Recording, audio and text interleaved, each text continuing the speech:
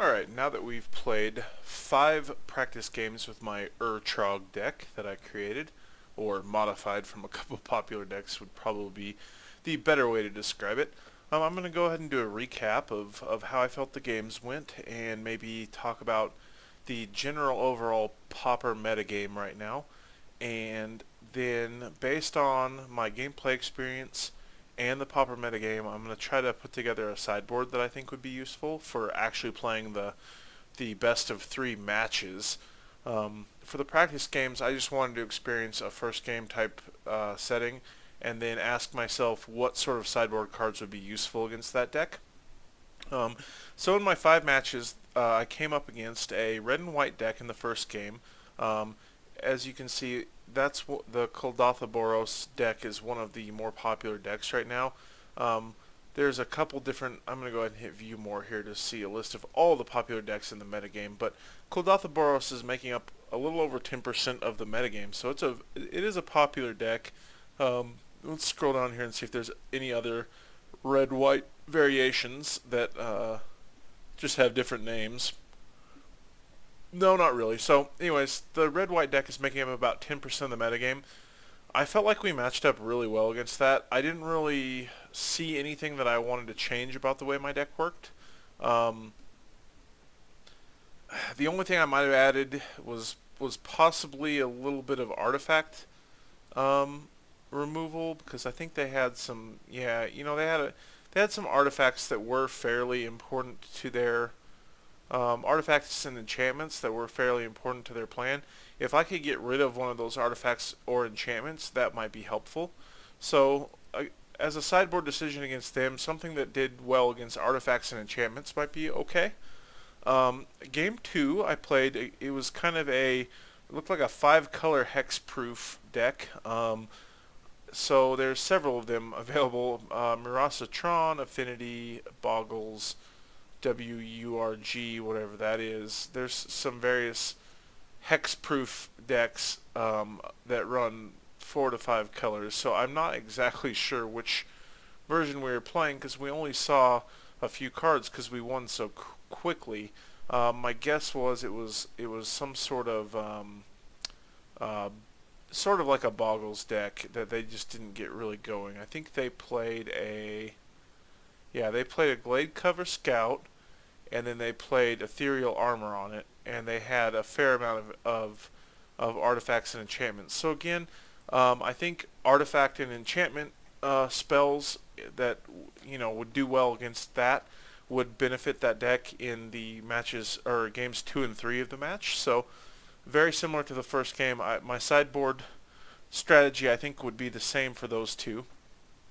My game 3 was kind of a mirror match against a very similar deck to mine. In fact, I think I played the same player the night before, and I think he might have taken a few of my ideas because I hadn't run into a blue and red deck that used Thermal Alchemist before, so he beat me with Thermal Alchemist. It was a very close game. I would have won the next turn. He started on the play, so I think with fast decks, that's a pretty nice advantage that he had, and I was unable to get my deck really together. I also had a bad draw that game. So I think I could have put together and beat him in the overall match in games 2 and 3 probably. But I think what would be useful for a game against a deck like that would be more counter spells. I didn't really have a lot of answers for stuff. It would have been nice to be able to stop some of his spells with my own counter spells. Game 4 was similar. It was against a red deck burn right there, so that makes up about 5% of the metadata in Pauper. Before I go on, the various blue-red decks make up, there's different variations of them, but there's the Is It Control. I think there's a couple other versions of it. There's UR. There's a few different versions of it, but basically it's going to be about 10% of the metagame as well. And so, again, I want to run counter spells, I think, against it. Same thing with the red. I think the ideal card against both of those would be Pyroblast and Hydroblast. I don't really want to spend the money for them, given the current state of Magic the Gathering Online and whether it's going to go forward or not. Questions about that. Those cards are really expensive each, so I think rather than do that, I would just run a playset of counter spells, which is, it's not quite as good. It's not as flexible. It would provide similar type of answers, especially against the red deck, and it would improve my overall deck. So I think that would be a reasonable substitution, and I did go ahead and buy some counter spells this time around because they're not the cheapest card, but they're very, very usable in a lot of decks. They get away from my 1 mana game plan in that they cost 2 blue, but I think I would be able to play them, and I think they would help me. So that covers the blue, red, and red decks that I lost against. Game 5 was against Slivers. I think I match up very well against Slivers. There's really not much they can do because I have so much cheap removal, and they're really reliant on Sliver Lords. So I would be able to just continually remove all the creatures I needed to. Even just sending them back to the hand really helps against Slivers. So I don't even think I would sideboard anything out against them. Yeah, I really don't think I would sideboard anything out against them. So looking at the rest of the metadata here, for what are sort of popular decks, we see Elves are a popular deck, Stompy's a popular deck, for stuff that I haven't dealt with anyway. So I think Stompy, Elves, green decks with Elves in them,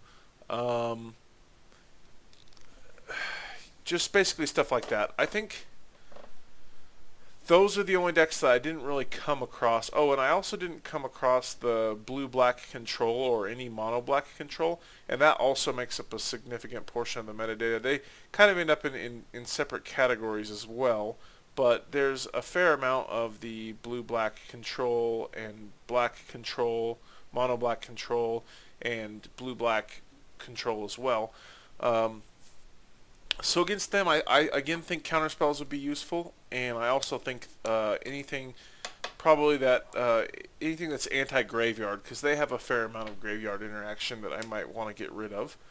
So I think that addresses all of the potential matchups I might face in the meta game. And then I also talked about kind of the weaknesses that I discovered in my deck, or really, I don't think it really had weaknesses. The matches I lost were probably on me, and the fact that I was on the draw in both of those matches against similar decks to my own. So if I'm on the draw in both matches and I was making a few suboptimal plays, I really can't blame the deck for either of those losses, especially since they would have both won the next turn.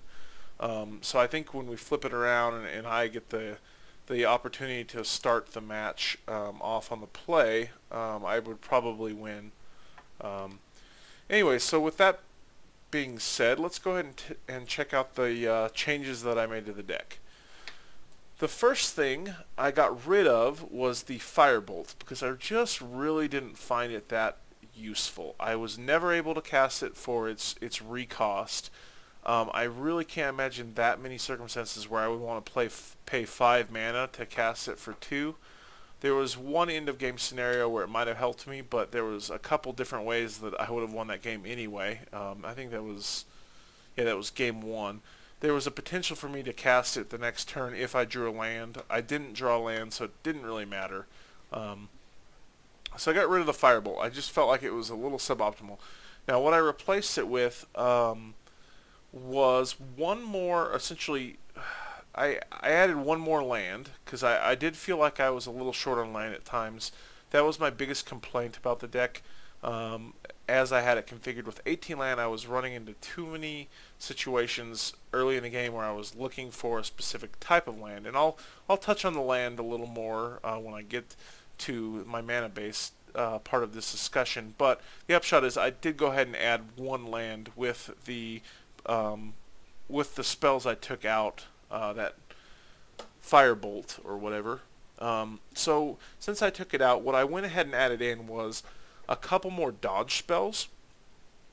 So the reason I really like the dodge spells, I think was I used it in a couple games, and I really saw the potential ability of it in a few more to just make sure my creatures like my Kiln Fiend and my Cyclops are getting through to do damage. Because once you pump them, if you can get them pumped with 2 or 3 instance casts in a turn, and one of those being a spell that makes them unblockable, that's pretty sweet. The other thing I liked about the Artful Dodge was the ability to flash it back from the graveyard. So I'm essentially getting a 2-for-1 spell here, which just works awesome in my deck. So you might ask why I reduced the number I'm running. Well, when I was looking through the cards, I actually found this, Distortion Strike, which is basically the same as Artful Dodge, with the added bonus that it gives my target creature +1/+0 until the end of the turn. Now the rebound effect here means that I can cast it. I can't cast it from the graveyard, but I can cast it the next turn from exile without paying the mana cost. So I think technically this is a little better than the Artful Dodge in general. I think the ability to the ability to give my creature an additional +1, and again with the Kiln Fiends and the Cyclopses, they're already getting +3 just from me casting this spell. So this makes them +4, makes them unblockable, and the next turn I'm able to cast it for free. I think that's a real winner. Now the reason I went and did a 3-2 split between the two of them is I do like the ability, even though you have to pay for it, Artful Dodge would let you, if your creature was removed, it would let this spell sit in the graveyard until you were ready to cast it again. With Distortion Strike, since it's sorcery speed, if your creature ends up getting removed after you cast this, it would exile, and then you might not have a creature to cast it on at the beginning of your next upkeep. So I think that's what I was worried about here, is it doesn't quite give you as much flexibility as Artful Dodge does. I think it's strictly better than Artful Dodge with a little less flexibility. So I went with a 3-2 split. I might adjust this to I think 5 is about the right number of dodge spells total. I could potentially go 4 of this, cut both Artful Dodges, and try 4 of them. I'll have to see how it plays out, but I felt like I wanted a few more of those. We're sticking with the Ponders, Preordains, sticking with the Lightning Bolts, Vapor Snags. I obviously found both of those very useful. I also found Chain Lightning very useful, so everything else there is the same. Delver of Secrets, Kiln Fiend, Cyclops, Thermo Alchemist, they're all sticking around the same. I consider dropping Cyclops, but I think the deck wants to run 8 of these creatures because he's basically a bigger Kiln Fiend. I don't like him as much as the Kiln Fiend, even though he's got a bigger body. I think the 3 mana cost slows him down and makes him more expensive enough that I just don't think he's as good as the Kiln Fiend for what I'm doing with him, especially since I've got the ability to pump up and make the creatures dodge blockers anyway. I think he's just a little bit less good than the Kiln Fiend, so if I do drop a creature, it'd probably be him. Thermo Alchemist won me a game. Delver of Secrets won me a game. I think all 16 of these creatures would have to be answered within a couple turns or the opponent would lose. So let's go ahead and talk about my land. I'm going to go ahead and stay with 8 Island. I think Island is the most important land for me to draw off the bat. So I'm going to stay with the 8. I felt like I drew it in most games. I had 1 island to play. I never felt like I had too many islands, really. There was a couple games where I was wishing I had a dual color land instead of a 3rd island, basically. So initially I was a little bit apprehensive about running these Swiftwater Cliffs because I was worried it'd be too slow for the deck. What I ended up finding was there was lots of situations where I wouldn't know exactly what combination of spells I would have in my hand, and I want to, since all my instants and sorceries are 1 mana, I want to be able to cast 3 or 4 a turn. If I can cast 3 to 4 a turn, and I have one of my pump attackers or my Thermo Alchemist, I can very quickly end the game. So, with that being said, I think I need to be able to pick which type of mana I want to cast. I think it's more important than I initially thought. So I went ahead and added an additional 4 Izzet Guild Gates. It's basically the same as Swiftwater Cliffs without the 1 life gain, so it's not quite as good. I'm not sure I'm exactly going to run this ratio because I do like having the untapped lands to aid in my speed, especially early in the game against a burn deck. I felt like I was losing the race, so I'm not exactly sure that this is a land mana base that I'm going to stick with, but I do think it is a little better than I was running before. I think the one extra land is going to be important because that was typically my most mulligan type hand. Was I just didn't have enough mana to play a Preordain or a Ponder or whatever. If I can play one of those by turn 2, then I can find everything else I need. Playing only 3 mountains might be, I'm not exactly sure about that ratio, but I do think in general the Guild Gates and Swiftwater Cliffs will be better than the normal lands. I'm just not sure that maybe I give up an island for a mountain. I'm not exactly sure about the ratio. I do know the island is more important for me to draw early because it enables more of my turn 1 stuff. So let's talk about the sideboard. Excuse me. Ideally, I think that I would be running essentially Pyroblast and Hydroblast in here because I think they would help in a vast majority of my matchups, with blue being one of the dominant colors, especially, and then red being the other color that I struggled against. I think both of those would really be good. With me not being able to really justify spending the money on them, I just went ahead and went with 4 counter spells. Now, this is breaking my 1 mana rule, and it might be harder for me to find 2 mana, but I think by turn 3 I should be able to find 2 mana. At least by turn 4 I should be able to find 2 blue mana to use with counter spell. I really think this will help a lot in those red burn matchups. If I'm causing them to waste their spells over and over again, or getting rid of really important creatures with haste and pump up that cause all their other creatures to pump, and all the other creatures have haste, that kind of nonsense. I saw the potential for that to be disastrous. A counterspell would really help there. A counterspell would also help protect my creatures. So if I'm playing against a deck with a lot of removal and I need to keep my Thermal Alchemist or my Kiln Fiend alive to be able to do direct damage, then counterspell comes into play there as well. So I think what I would take out in order to play counterspell, I think I would remove a couple of the dodge effects, and then I think I would remove maybe 1 Chain Lightning and then 1 Preordain. I would just basically keep similar ratios in my deck but add counterspell ability. The reason I don't include counterspell in my main board is I typically want to be casting instants on my turn in order to pump Kiln Fiend and Cyclops. The counterspell would be a little tempting to cast on the enemy's turn to eliminate effects that they were going for. And since my deck is aggressive, I don't necessarily want to be doing that. So that's why I'm not going to run it main board. I do think it's going to be an important sideboard answer to burn decks, because at that point I'm running the amount of steam before I do, so it's fine. Dual shot I went ahead and included for the elf decks basically. I'm not sure that I want to be having all of these, but the ability to deal 1 damage to up to 2 target creatures is pretty cool for 1 mana. And again, this is sticking with my 1 mana rule. Electrickery was another option here, but Electrickery requires a lot of mana to be better than Dual Shot. Basically, Electrickery cast for 3 mana does the exact same thing Dual Shot does. Electrickery cast for 5 mana kills 3 creatures. Electrickery cast for 7 mana kills 4 1-drop creatures. So Electrickery has the potential to be better if I had 5 to 7 mana. The problem is I don't think I'm going to have 5 to 7 mana. So I felt like Dual Shot was a little more efficient in my case than Electrickery, because I don't really want to spend 3 mana to kill 2 creatures. I would rather spend 1 mana to kill 2 creatures.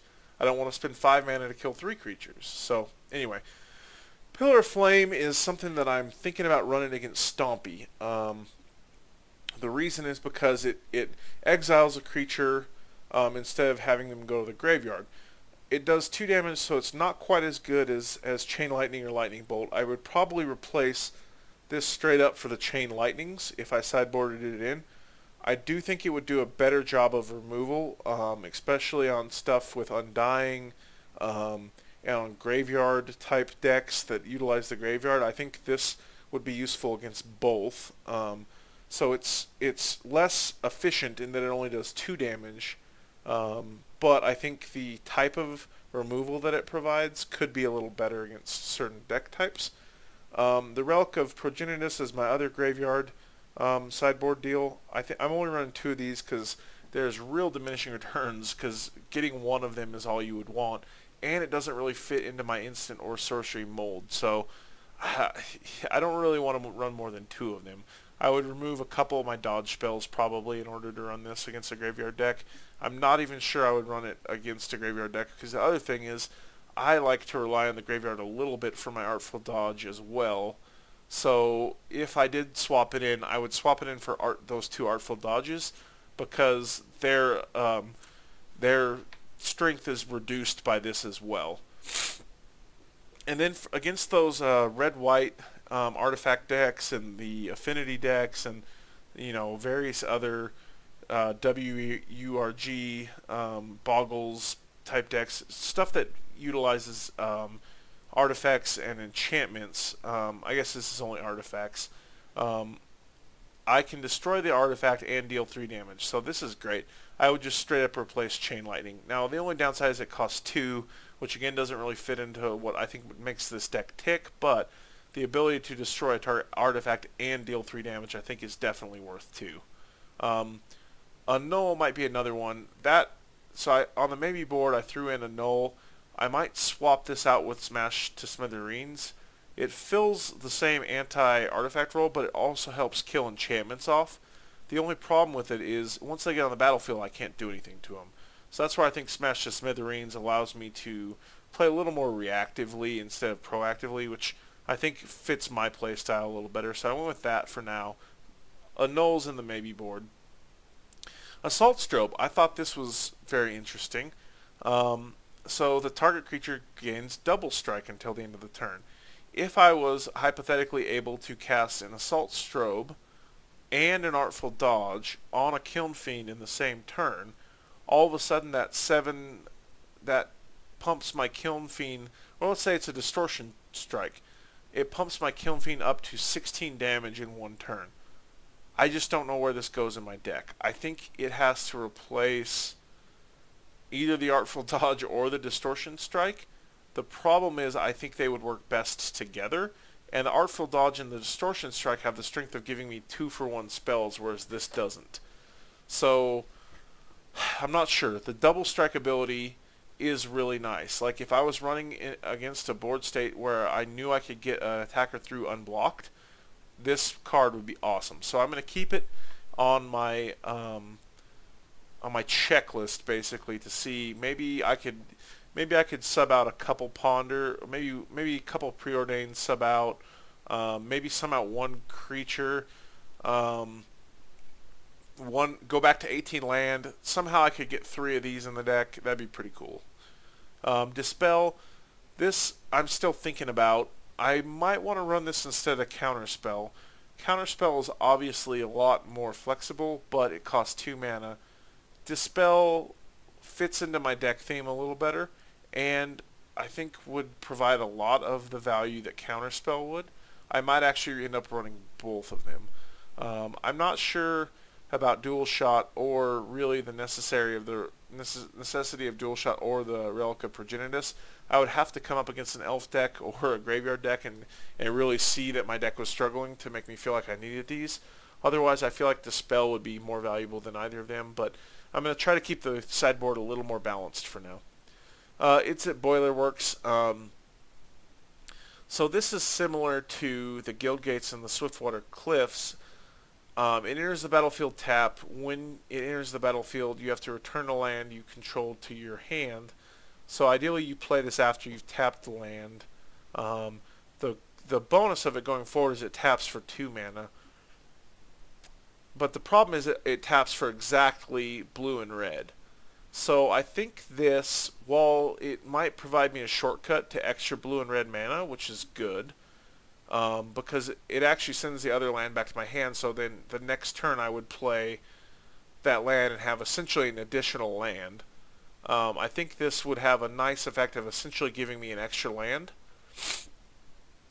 But the slowdown, coupled with the fact that it would tie me into 2 exact mana, I'm not sure that's worth it. So it's on the maybe board because I'm thinking about it instead of the Guild Gate, or maybe even swapping out the rest of the mountains and just going 3 straight dual lands for all my red spells.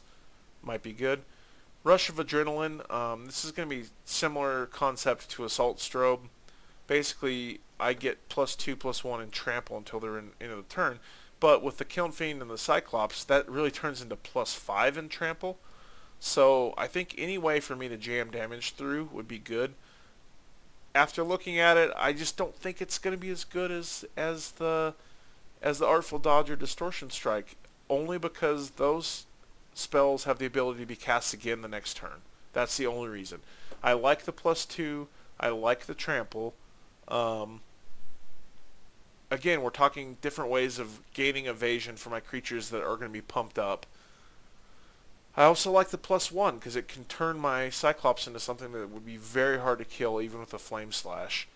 So I'm going to leave it in the Maybe board. It might replace Artful Dodge or Distortion Strike, but I think the fact that I can basically double cast both of those spells is going to be more valuable. So I threw it in the Maybe board as a concept to explore later, but for right now I'm going to stick with my deck as I described it. So let's flip over to Goldfish and see what it costs. $10 right on the head. So I added basically about $5 of value by swapping out a few different cards and adding a 15-card sideboard. So I really think that a $10 deck that I do think would be pretty competitive online in Pauper is a pretty good deal. I'm taking a lot of the strengths of the popular decks. I think the biggest thing you could do to this deck to make it super competitive is, instead of doing a few of the sideboard stuff that I'm doing, I think the Hydroblast and Pyroblast would both be super useful given the prevalence of blue and red in the format. But those spells are just so expensive, I really can't justify it right now. So for $10 I'll be competitive. Basically what I'll lose to is a mirror match against the same deck that then subs in those cards that hurt me in the second round. And I wouldn't have them available. I would be playing counter spells instead, and counter spell A isn't even as effective and B is twice as expensive, so whatever. I do think it would be a competitive deck still. So anyways, I hope you guys enjoyed this little mini-series I've done on the deck, trying it out, seeing the process that I've worked through to kind of finalize the deck list after testing and then build a sideboard for it. I would be pretty comfortable going into a Pauper League with this, I think. So what I'm going to do is, I think I'll wait till next month, add the remaining cards I need to add, join a Pauper League as part of my next month's budget for playing Magic the Gathering Online, and go ahead and try this out maybe in February and see how I do. Until then, I'll probably be testing it out a lot more and doing some full match tests with it as well. Yeah, anyway, I'll get back to you all later and hopefully record some matches in a Pauper League at some point with this deck and see if I can do well. Anyway, hope you guys enjoyed the series, and I will be back later.